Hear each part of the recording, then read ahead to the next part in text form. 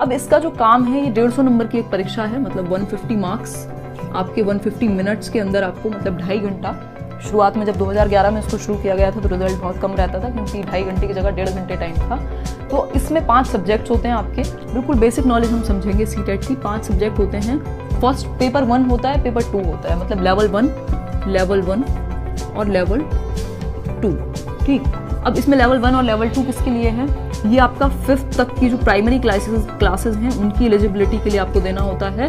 जिन्होंने डाइट की हुई है, आजकल तो बीएड वाले सभी दे सकते हैं। अब लेवल 2 क्या है? लेवल 2 आपका 5th से ऊपर के लिए एलिमेंट्री क्लासेस के लिए।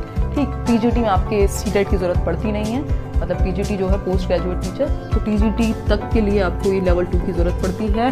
अब इसमें क्या है, 5 सब्जेक्ट हैं। लेवल 1 की अगर हम बात करें, 5 सब्जेक्ट में क्या है, एक आपका सीडीपी 30 नंबर के 5 सब्जेक्ट, तो 30 × 5 150 हो गया। सीडीपी है, ईवीएस है, मैथ्स है, इसके अलावा आपकी हिंदी और इंग्लिश है। ठीक, तो ये आपके 5 सब्जेक्ट हैं 30 नंबर के, और इनको अच्छे से समझेंगे। अभी आगे क्या चेंजेस हो सकते हैं उसके बारे में बात करेंगे। ये 30 मार्क्स का है। इधर सीडीपी 30 मार्क्स का ही रहता है लेवल 2 में।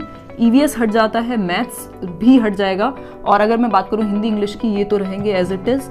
और तो ये आपके 90 मार्क्स तो मतलब हो गए यहाँ पर। अब बचता है 60 मार्क्स। तो 60 मार्क्स में आपका सब्जेक्ट होता है, अगर आप आर्ट्स से या ह्यूमैनिटीज़ से बिलोंग करते हैं तो आपका सोशल साइंसेज 60 मार्क्स में आ जाता है। अगर आप साइंस बैकग्राउंड से बिलोंग करते हैं, आपका ग्रेजुएशन साइंस में है, तो फिर आपका ये 60 मार्क्स में क्या हो जाएगा, यहाँ पर साइंस और मैथ्स आ जाएगा।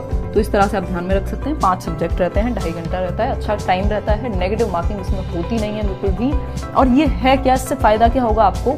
तो ये आपको एक तरह से फिल्टर लगा दिया गवर्नमेंट ने कि भाई जो लोग सीटेट क्लियर करेंगे, पहले क्या होता था डायरेक्ट नौकरी के लिए आप जा सकते थे, जैसे आपने अपनी टीचिंग ट्रेनिंग कंप्लीट की। एक और चीज़ यहाँ पर ध्यान में रखने वाली है, बिना टीचिंग ट्रेनिंग कंप्लीट किए आप सीटेट नहीं दे सकते। कोई भी आपकी जो नॉर्मल काम होता है, जैसे स्कूल्स में आप होते हैं, जैसे 12th किया हो, ग्रेजुएशन किया हो, पोस्ट ग्रेजुएशन किया हो, कुछ भी डायरेक्ट करके आप मेन स्ट्रीम से सीटेट की तरफ नहीं जा सकते जब तक आपके पास टीचिंग ट्रेनिंग नहीं है। टीचिंग ट्रेनिंग से मेरा मतलब बीएड हो सकता है, बीएलएड हो सकता है, आपका डाइट हो सकता है, डीएलएड हो सकता है, जेबीटी हो सकता है, कुछ भी हो जो कि टीचिंग ट्रेनिंग हो, एक डिप्लोमा हो, डिग्री हो, उसके बारे में, उसके बाद ही आप सीटेट के लिए मतलब जा सकते हैं, आप एलिजिबल होते हैं। तो ये एक बात हुई यहाँ पर।